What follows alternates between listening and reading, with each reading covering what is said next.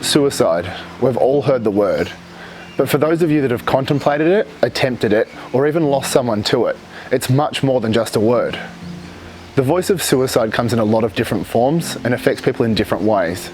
So my aim for this video, along with the 4 people that have joined me in it, is to help anyone out there that's in the depths of your struggles right now find enough hope to not give up.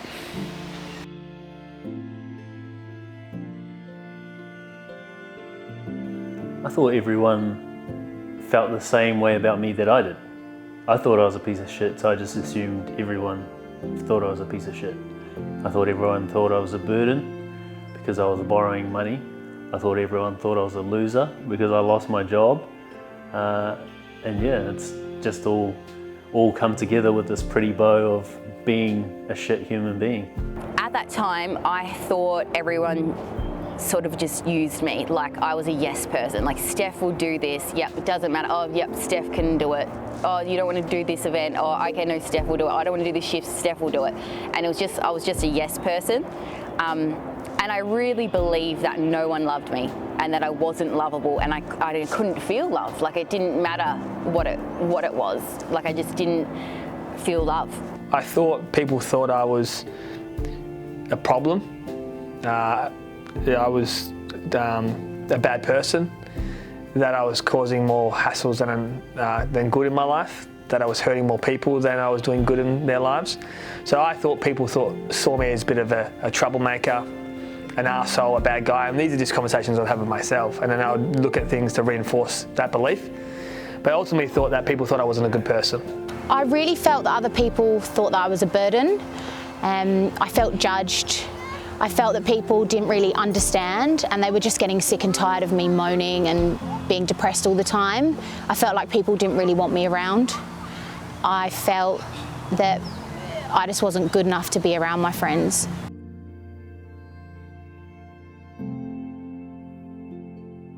I knew I could keep living, but I didn't want to. And that was mostly based off of wanting to spare the people around me having to have me in their life.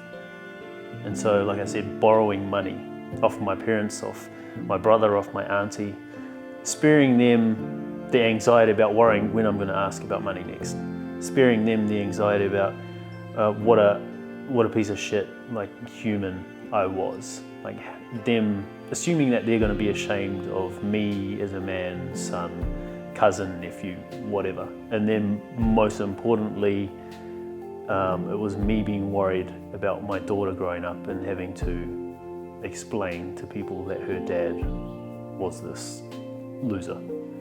I don't remember a time in my life where I didn't have a depressive thought. So my earliest memory would be of about 7, 8 years old, and of the sense of not belonging and not feeling like I fit in and not being loved was ingrained in me from then. So I feel like it was accumulation of puberty and then the big change of not being around your mates anymore when you finish high school was huge. I lost my first friend to suicide at 17. And then that was a huge turning point. Like everything just got really negative, really dark. I was at a turning point in my relationship, and I realized that I felt trapped and I felt like I couldn't get out of that relationship. So then everything just sort of snowballed into me trying to take my life. Just wanted the suffering and pain to go away. And for me, it's like this real battle between wanting to stay and wanting to go. And it's probably the hardest battle you have with yourself, which is thinking that your life would be happier if you were gone, but also thinking that the people that you care about's lives would be better, and then going back and forth between that, which is just wanting to run home and hug your mum and say, I'm sorry, and your brother and sister, and to go apologise for all the people you've hurt in the last few years, and just wishing it could be okay, but then your logic will kick back in and say, no, you can't fix the things that you've done. You can't change what you've done, and you can't fix the people that you've hurt. So it's like the emotional part of you wants to make it okay and run for love, but the logical part of you tells your story that you've already done enough damage and it's better for you to go now. And that's a real hard conversation. And wanting the pain and suffering to end comes from a place of, all the days before that have been the same.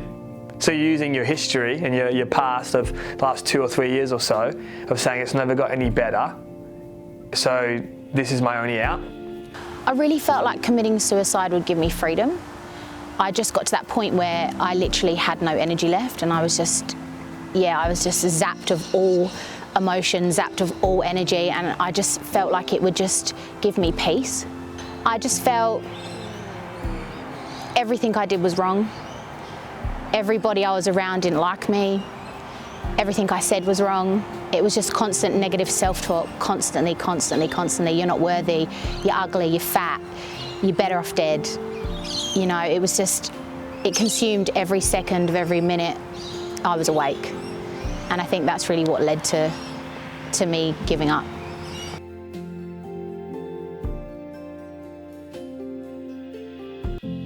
I felt like freedom was pretty close, to be honest. It's odd because I remember going through months and months of deep depression and weeks of suicidal thoughts, and then to wake up one morning and to feel content was very weird. And so I remember just thinking, like, cool, I'm not gonna have to be this person anymore. That was it, really. That's all I remember. I can't go on. Yeah, I can't do this anymore. And I just wanted to stop. And then I just keep remember saying, shut up. And then but I was actually saying that out loud as well, because my inside voice just wouldn't stop. Nothing would stop. It was just like my head felt like it was going to explode. I was terrified, scared, terrified, because the reality that it's over. And as much as I was sure, I was also unsure. And it's hard to understand, but your mind is so powerful and it can change conversations so very quickly. And your ego gets involved and says you should, and then your heart gets involved and says you shouldn't. And in moments, I was more certain than others. In the moments leading up to wanting to take my life, I remember having the conversation with myself, and I just looked at myself in the mirror and I just sat there and cried. And I remember saying, you're fat, you're disgusting, no one loves you, you're not worthy, building up, sitting there crying. Definitely there was self-harm there first. And just really negative self-talk. I remember being on my bedroom floor just crying, screaming, why am I feeling like this? I just want to die, I hate my life, I hate myself. And oh gosh, it was really hard. I've never hated myself as much as I did in that moment before I tried to commit suicide. It was just an intense hate and just like I said, just lost all hope. Just a feeling of this is never going to change, and the only way it can change is if I die. And that's a really, really hard place to be.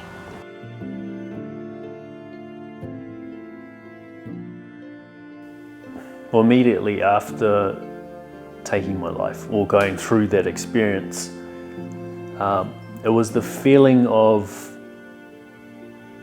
giving myself purpose beyond living just for me.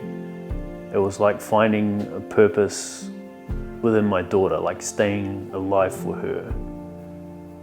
And I'm lucky that I wasn't successful in taking my life, so I got to experience that. I got to experience that moment where death is so close that I had the realization, like I got to come out the other side and have the realization that, holy shit, I nearly took my life. My daughter nearly had no dad to raise her. And so those are the real feelings that come up for me. Like, I need to start living my life beyond being selfish and beyond needing external validation. Like, if my validation can come through nurturing my daughter and being the best version of myself as a father, then my life has a meaning and purpose. I think it was once I realised that all I ever needed was within myself. and then nothing else could affect my happiness or my content, like feeling content or anything. Yeah, like, and then that's where I realized that I had the best care, I had a good support system at home and everything. And yeah, I was going through tough, then I was like divorced, so a house, blah, blah, blah. Then that was really hard, but I could get through all of that because I just needed me, like I was good enough. It was my mum, predominantly. And she had always been such a beautiful person to me as an individual, and she always saw the best of me no matter what. And she was really the one that I was wrestling for anyway. She was like that person I thought I wanted to really stay for, and I wanted to make her proud. So she was the defining moment why I didn't, because she's always been with me in my best and my worst times, and I did know if I was successful in it, that she would never recover. So I still had some awareness of that, because obviously I knew what my dad did, and I knew that by this point I hadn't recovered. And I guess a bit of my saving grace was probably that my dad killed himself, and I knew what it did to me and my family. And I have that sense of awareness now, which is if I go through with this, would I wish this life upon my mum? And that's a big part of why I'm still here today. I'll tell you one thing, I am so glad that they are failed attempts.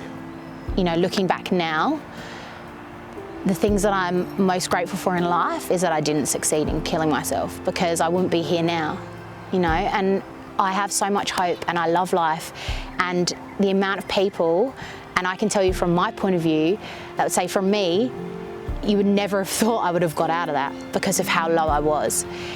And I often look back and I just think, wow, like imagine if I did, I wouldn't be where I am today. And at that point, I never could see me now. And here I am. And I'm loving life. I love it. I'm so grateful for every single day. It sounds really cliche, but I wake up and I'm like, yes, you know? And I never felt that I was gonna ever feel like that. So there is hope.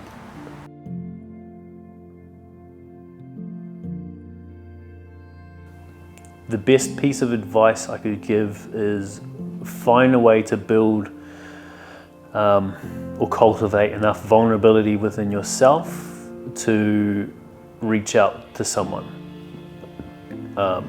And reaching out and talking to someone, you get those thoughts and those words out, and then you have time to actually look at them and analyze it, decipher what is true and what is just what's just come about, what's a story that you've just kept telling yourself over and over again, and allowing that story to expand and take over the mind. If you're not in a position where you're vulnerable enough to talk to someone about what you're going through, then reflection and journaling. At the end of each day, posing questions to bring your awareness to how it is that you're feeling, what made me upset, what made me happy, why. Like at first there's going to be resistance, because that's going to be uncomfortable. But over time, as you keep implementing this reflection process, you'll pull down those walls, you'll navigate around the obstacles that you put up between yourself and connection to someone else. And eventually you will write down the authentic answer about how it is that you're actually feeling. And once you've written it down, you can analyze that as well, just like with your talking to someone. So reflection if you're not open to talking to someone, but if you are open to talking to someone, just go do it. I would love people to know when they're in crisis that I know often at that time we stop ourselves from reaching out because we think that no one cares, and I'd like to invite them to still reach out because that person does care. Because the one thing that I regret most, or the consequence of my actions that hurts the most, is how much I hurt people that I loved because I thought that they weren't good enough because I didn't reach out to them. And I wouldn't want anyone to feel that. So they will always help. They don't know what they don't know. Like no one can read our mind. So you have to tell people how to help you, or ask for help, and then they'll find it. This is always a hard one because people always ask me this question, and it's the hardest thing to understand when you're in it. Things always get better. If you're willing to do the work and you're willing to stop the suffering and work on the pain. Because you know this more than most, that pain is real and suffering is a choice. And I recognised that the things that were causing me suffering in my life were the choices I was making. So if you want your life to get better, you have to work on the choices that you're making that are making it worse. So yeah, my dad died and that was my heartbreak, but every choice I made from that moment on was part of the destruction of Julian Pace. And I realized that it gets better if you're willing to try and work on it. It doesn't mean it makes it easier. I never said it's easy, but it gets better. And slowly my bad months became bad weeks, and my bad weeks become bad hours, and then before you know it, they start to become bad moments. And I still have these moments now, but before I'd be so lost for months and months and months. And for, I say like 4 or 5 years of my life, it feels like just a haze. Like can't recognize him anymore, that version of myself, but I knew how sad and lonely it was being that person. So it always gets better. And you always can fight another day. It's not all doom and gloom. And I understand that's so easy to say, but from someone that's lived that and it's been so down there that they've attempted to kill themselves 3 times, like it is possible. Like feeling great is possible, but you have to work at it. It's not like you wake up the next day and you're like, okay, so I'm going to be great at life now. No, it's falling back down again, but it's picking yourself back up. It's reading the self-help books. It's surrounding yourself by positive people. It's working on yourself every single day. It's not a quick fix. It's like anything in life. If you want it bad enough and you work hard enough, you can achieve it. And I'm living proof of that. So.